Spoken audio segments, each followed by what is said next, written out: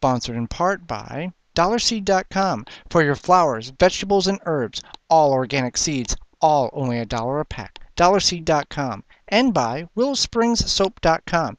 Handmade soaps with simple, recognizable ingredients, making soaps using the cold kettle process while using traditional methods. WillowSpringsSoap.com. The Wisconsin Vegetable Gardener and Rain Saucer have partnered together. For more information on how you can purchase your own rain saucer, visit the WisconsinVegetableGardener.com. And on the right-hand side of the page, click on Rain Saucer Information. Welcome to the Wisconsin Vegetable Gardener Extra. I'm Joy Baird. Well, it's the end of July, early parts of August, and now it's time to start planning for your fall planting. You see, gardening is not just a one-season activity. Done properly, you can grow stuff year-round, whether in the ground or inside. Well, you want to first find out, before you decide what you want to plant in your ground for your fall planting, when is your first frost date of the fall. Now you can go to our website at the WisconsinVegetableGardener.com, and on the right-hand side you'll see categories. Click on links and you'll find the one for your frost date. Type in the information and it'll tell you when your first frost date will be. Well, here at the garden, ours is between October 1st and October 10th. So that gives us roughly about 60 to 65 days of safe planting for crops that will mature by that time. Now, that's just an estimate. Some meteorologists this year have projected the fall to be much warmer, and that can only benefit us in the garden even more. So we'll start on the back side of the garden where we've got our pea trellis set up. Now, we've got sugar snap peas here, and they take about 65 to 70 days to mature. And they can handle light frost, so they are a hardy enough plant that can extend past that first frost date period. Now, this trellis here is just a simple pea trellis that we found in the junk that somebody threw out. Now, if you don't have that available to you, you can simply use the square tomato cages, disassemble them, and stretch them out, the same construction.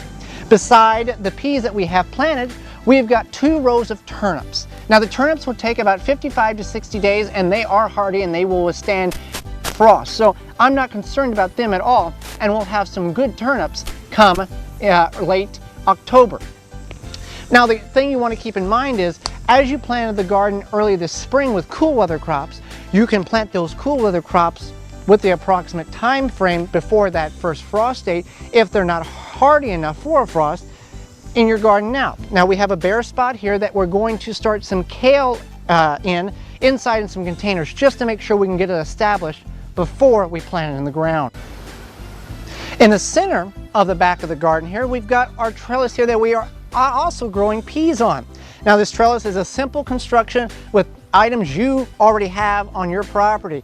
It's just a tree limb that had forked in 3 different areas that somebody was throwing out, our neighbor was, so we salvaged that. Rubber coated fence also found, as well as the 2 fence posts and the string.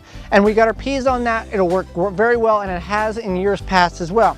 Behind the trellis, we've got 2.5–3 foot rows of beets that I've planted here. Now, just because we don't have a lot of space, that doesn't mean we can't plant anything. It's just going to be smaller rows. We're still going to get production out of the beets. They are hardy. They'll take about 60 days, and they're delicious when you pickle them. Again, talking about the beets, we've got some beets here that are getting ready to mature. Beautiful beets. As well, we've got another 3 rows of beets that we've planted, and then 2 short rows of rutabagas. Now, this is where we had the shallots and the onions earlier this spring planted. So we pulled them up, we've harvested them, and we're planting more crops for the fall to get more production out of our garden. Another great place, if you're going to plant for fall and they're heat-sensitive crops, is be underneath the tree, and we've got them behind the trellis where our confection squash is. We've got some leaf lettuce planted here, as well as a couple of rows of bok choy. 2 delicious items to have late in the fall. So we're up on the high end of the garden here, and we have a little dead space between the tomatoes, peppers, and potatoes here, about 2 foot long. So we planted some bush beans. They take about 51 days, so they're well in the window of maturity prior to that first frost date of the fall. May not be a lot, but it's going to be enough to have a couple of meals off of up till the time that they frost. And even if you know it's going to frost, you can always cover them with a frost blanket or frost cloth as another option for you to extend your growing season this fall. So we're up on the high end of the garden where it's the hottest during the day, and we've got 3 zucchini plants started here. We've got black zucchini, yellow crooked neck, and yellow crooked neck zucchini. And along the fence here, we've got pickling cucumbers. The zucchini will take about 55 days to mature. The cucumbers about 50 to 60 days, but hopefully with the advantage being on the high end of the garden, being very warm and keep the soil warm most of the day, if not all day, we can get some production out of these plants before the frost hits. And if we don't, that's not a big deal. It's all an experimental process when gardening. So just some of the ideals that you can use in your garden to get some more production out of it this fall. Stay tuned, we'll have our big announcement coming up. Holly and I have big news. For all of you that watch the Wisconsin Vegetable Gardener and the Wisconsin Vegetable Gardener Extra, we now have a podcast, and you've guessed it, it's called the Wisconsin Vegetable Gardener Podcast.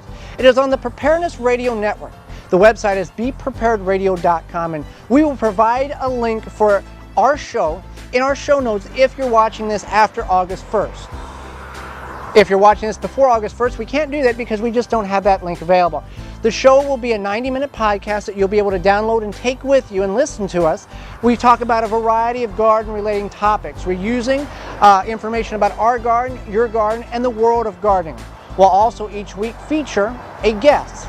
This week will be our friend Luke from the MI Gardener YouTube channel up there in Michigan, where he talks about his desire to teach others how to grow their own food, as well as his 500 tomato plants that he started from seed.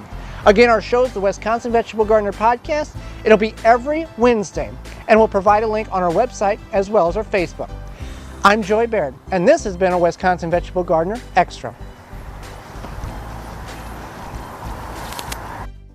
For more organic gardening, visit the WisconsinVegetableGardener.com.